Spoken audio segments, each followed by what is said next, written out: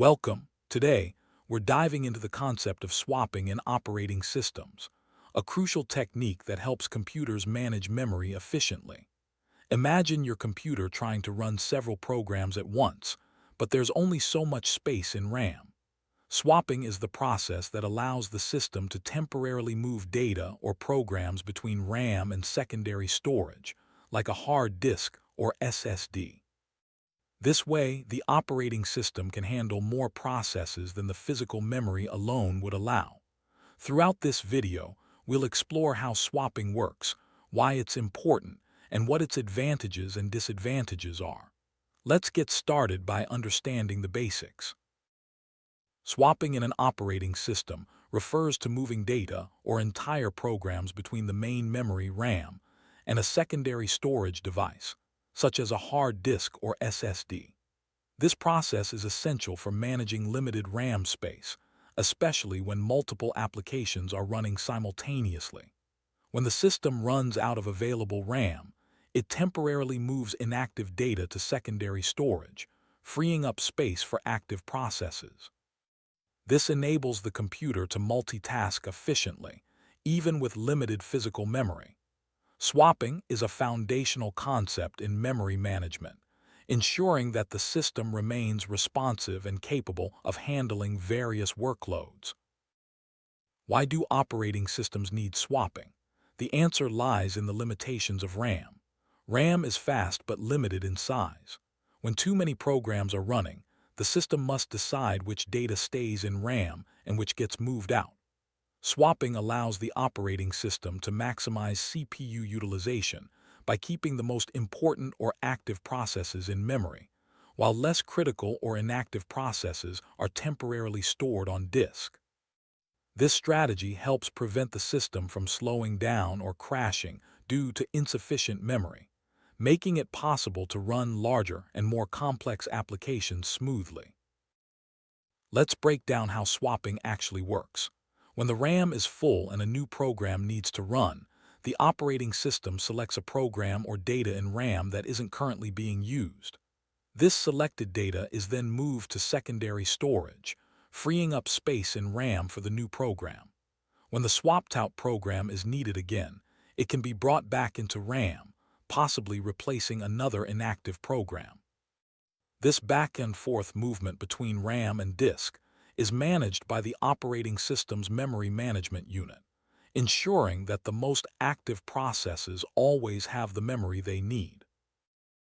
Swapping is divided into two main actions, swap out and swap in. Swap out is when the operating system moves a process from RAM to the hard disk, making room for other processes.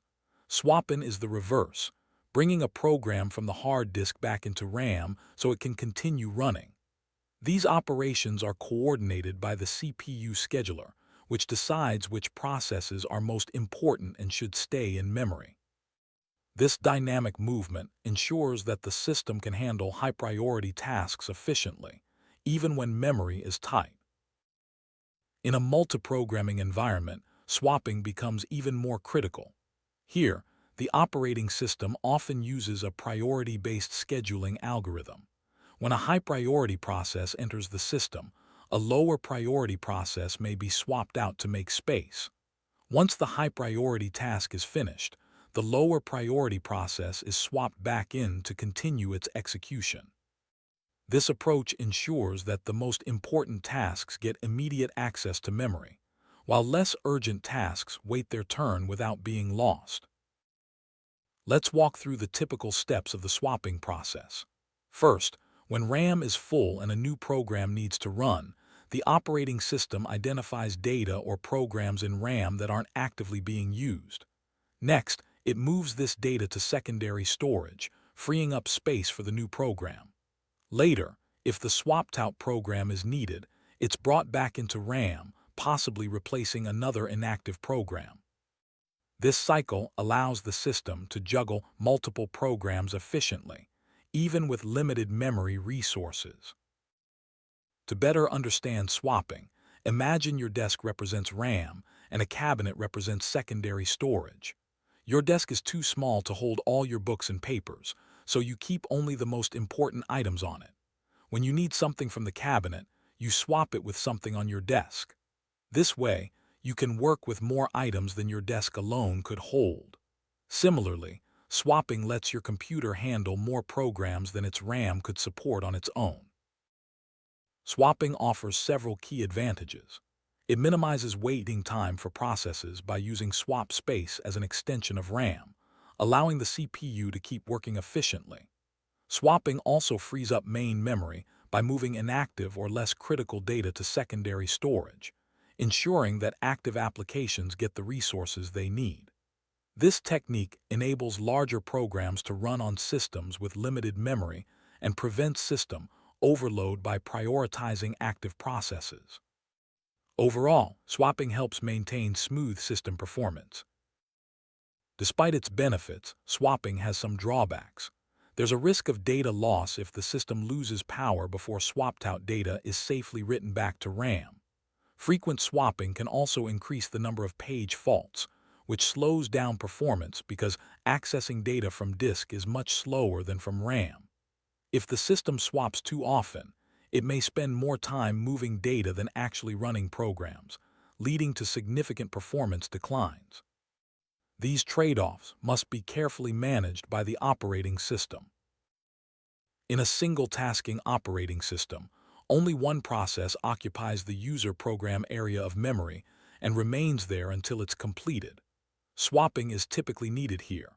However, in multitasking systems, when all active processes can't fit in main memory, the operating system swaps out one process to make room for another. This enables multiple programs to run concurrently, making multitasking possible even with limited RAM. It's important to distinguish swapping from paging. While both are memory management techniques, swapping moves entire processes between RAM and disk, whereas paging moves smaller blocks of data called pages. Swapping is generally used when there's a need to free up large amounts of memory, while paging helps manage memory more granularly. Both techniques aim to optimize memory usage and system performance, but they operate at different levels of granularity. Another related concept is context switching. While swapping deals with moving data between RAM and secondary storage, context switching refers to saving and restoring the state of a process so that multiple processes can share the CPU. Swapping is about memory management, whereas context switching is about CPU scheduling. Both are essential for multitasking, but they address different challenges within the operating system. Swapping plays a significant role in overall system performance. By efficiently managing which processes are in RAM and which are on disk, the operating system can keep the CPU busy and reduce idle time. However, excessive swapping, known as thrashing, can lead to performance bottlenecks. The key is to balance memory usage so that swapping helps, rather than hinders, the system's responsiveness and speed. In summary, swapping is a vital memory management technique in operating systems. It allows computers to run more programs simultaneously by moving inactive data between RAM and secondary storage.